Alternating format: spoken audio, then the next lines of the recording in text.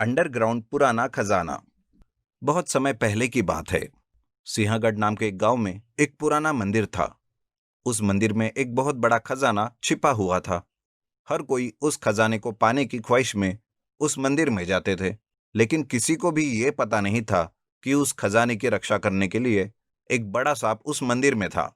जो कोई भी उस मंदिर में खजाने को पाने के लिए जाता, वो बड़ा सांप उसे मार डालता था। इस तरह उस खजाने को कोई भी ना आज तक खोज सका, ना ही कोई उसे पा सका। ऐसे ही खजाने की ख्वाहिश रखने वाले एक पुरोहित नाम का आदमी बालापुर नाम के गांव में रहता था। वो हमेशा खजाने की तलाश में यहाँ वहां भटकते रहता था। उसे भी इस गांव के मंदिर के बारे में पता चला और वो सिंहगढ़ में आया और एक आदमी से उसने पूछा, सुनिए भाई, यहाँ इस गांव में वो पुराना मंदिर कहाँ पर है? आपको क्या काम है उस मंदिर में? अरे कमाल है भाई, मुझे कोई भी काम हो, इससे आपको क्या? आप सिर्फ पता बताओ कि मंदिर कहाँ है। समझ गया। एक काम करो, यहां से सामने वाले जंगल में जाओ और ठीक 15 से 20 मिनट के बाद बाएं मुड़ जाना।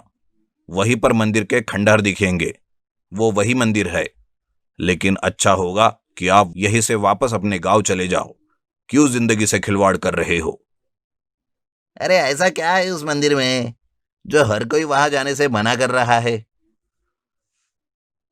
अरे भाई, वहां पर एक खतरनाक बड़ा सांप है जो आदमी को भी खा जाता है। अरे मुझे कोई बड़ा सांप खा नहीं पाएगा। मुझे किसी बड़े सांप से डर भी नहीं लगता, समझे क्या? ऐसा कहकर वो आदमी वहां से चला जाता है और पुरोहित मंदिर की ओर जाते हुए जंगल के अंदर चले जाता है। लेकिन जैसे जैसे वो मंदिर के पास पहुंचता है, उसे अजीब अजीब चीजें दिखती है। थोड़ी देर में ही पुरोहित चलते चलते थक जाता है और एक पेड़ के नीचे बैठ जाता है। तभी अचानक उस पर ऊपर से पानी गिरता है। वो चौंक जाता है कि यह बिना बादल बरसात कैसे हो रही है। वो थोड़ा पेड़ों से बाहर आकर देखता है तो वहां उसके ऊपर एक विशाल आकार की मकड़ी दिखती है जो एक शिकार ढूंढ रही है। वो मकड़ी पुरोहित के पीछे पड़ती है उसे खाने के लिए, लेकिन पुरोहित एक अच्छा तलवारबाज होता है, जिस वजह से वो मकड़ी से लड़ता है और उसे चालाकी से मार डालता है। थोड़ी देर आराम करने के बाद पुरोहित फिर आगे बढ़ता है और मंदिर के खंडहरों में पहुंच जाता है। वह मंदिर के अंदर जाने का रास्ता खोजने लगता है।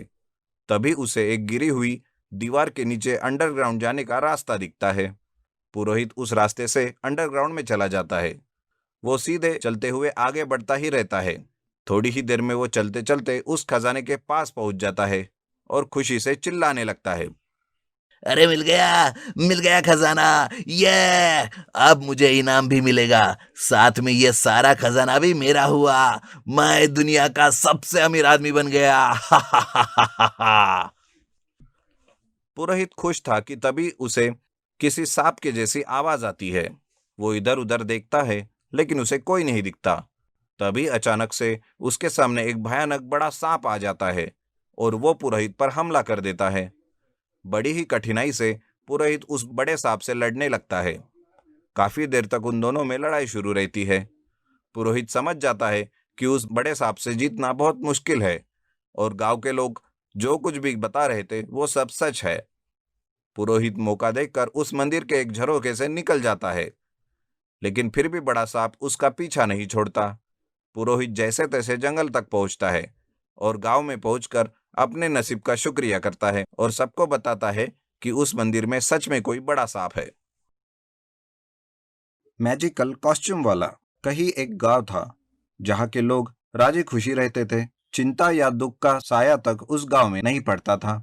सब मिलजुल कर भाईचारे के साथ रहते थे। ना कोई मनमुटाव, ना कोई शिकवा। पर एक दिन वहां ऐसा कुछ हो गया कि लोगों की नींद ही उड़ गई और वो चिंता से घिर गए। आए दिन लोगों में लड़ाइयाँ होने लगी। हाय राम, मैं तो लुट गया, बर्बाद हो गया। मेरी सारी जमा पूंजी किसी ने छीन ली, मैं तो कहीं का ना रहा। क्या हुआ भाई, क्यों चिल्ला रहा है? चोरी हो गई मेरे घर में, मेरा सारा सामान कोई चुरा कर ले गया। मैं नहीं मानता, ऐसा हो ही नहीं सकता। चोरी और अपने गांव में? अरे मैं क्या झूठ बोलूंगा। चलो खुद ही चलकर मेरे घर का हाल देख लो। मैं कल दुकान पर गया था और बीवी बच्चे बाजार गए थे। घर वापस लौटे तो पता चला सब लुट चुका है। सब शंकर के साथ उसके घर जाते हैं और देखकर चौंक जाते हैं। उन्हें तो विश्वास ही नहीं होता कि उनके गांव में चोरी भी हो सकती है। अब सब लोग बुरा ना माने तो मैं एक बात कहूँ। अरे कहे भाई, अब इससे ज्यादा बुरा क्या हो सकता है, बोल। वो कल मैंने राजेश को तुम्हारे घर से जाते हुए देखा था और उसके पास काफी सामान भी था। भोला को राजेश पे शक होता है, पर सब उसकी बात नहीं मानते, क्योंकि उनके गांव का कोई भी इंसान चोरी करे ये बात किसी को हजम ही नहीं होती। वो एक दूसरे को सावधान रहने के लिए बोलकर वहां से चले जाते हैं। तभी राजेश कहता है, वाह, आज तो बड़ा हाथ मारा है मैंने। क्या कमाल की चीज लगी है हाथ। क्या जबरदस्त कपड़े है ये। यह पहनते ही मैं जिसका नाम लूं उसका रूप धारण कर सकता हूँ। फिर उसके बाद पैसा ही पैसा, कोई मुझ पे शक भी नहीं कर पाएगा। बस जिस गांव में भी जाऊं वहां के लोगों को नाम जान लूं, बाकी का काम तो ये मैजिकल कॉस्ट्यूम ही कर देगा। हे भगवान, ये क्या चल रहा है अपने गांव में। कल शंकर के यहाँ तो आज मेरे यहाँ चोरी हो गई। मैं तो पूरी तरह से लूट गया। खाने के लाले पड़ गए हैं मेरे। तुम लोगों को मेरी बात का यकीन ही नहीं है। मैंने तुम्हारे घर से भी राजेश को निकलते देखा है। जरूर उसकी कोई मजबूरी है, इसलिए वो चोरी कर रहा है। चलो चलकर उससे बात करते हैं। लोग राजेश के घर चले जाते हैं। वहां जाके पता चलता है कि वो तो 4 दिन से बीमार है, उठ भी नहीं पा रहा। सबको बड़ी हैरानी होती है और वो समझ जाते हैं कि कोई गड़बड़ जरूर है। सब मिलकर एक प्लान बनाते हैं। उस प्लान में भोला के घर पर शंकर और भोला नजर रखते हैं और रमन राजेश के साथ उसके घर पर रुकता है। उन्हें लगता है अगला टारगेट भोला का घर होगा। माफ करना राजेश, तुम पर शक किया, पर क्या करे, हालत ही कुछ ऐसी है। पर आज इस चोर को पकड़कर ही हम दम लेंगे। कोई बात नहीं दोस्त, मैं समझ सकता हूँ। राजेश और रमन की आंख लगती है कि तभी रमन को आवाजें सुनाई देती है।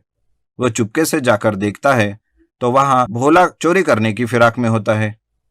अच्छा, तो ये भोला खुद चोरी कर रहा है और इल्जाम राजेश पर लग रहा है। अभी खबर लेता हूँ उसकी।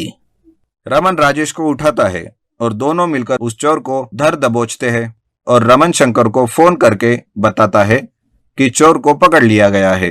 शंकर भागा भागा वहां चला आता है, पर उसके आते ही रमन और राजेश हैरान हो जाते हैं। ये कैसे हो सकता है? भोला तुम्हारे साथ, तो फिर वो कौन है? भूल गए क्या तुम? भोला और मैं भोला के घर पर नजर रखे हैं, इसलिए साथ में ही आ गए चोर की खबर लेने। पर वो चोर, जरा एक नजर डालो इस पर। रमन उस चोर को सबके सामने खड़ा कर देता है। भोला देखकर सब पसीना पसीना हो जाते हैं। भोला, कहीं तेरा कोई जुड़वा भाई तो नहीं जो कुंभ के मेले में खो गया था?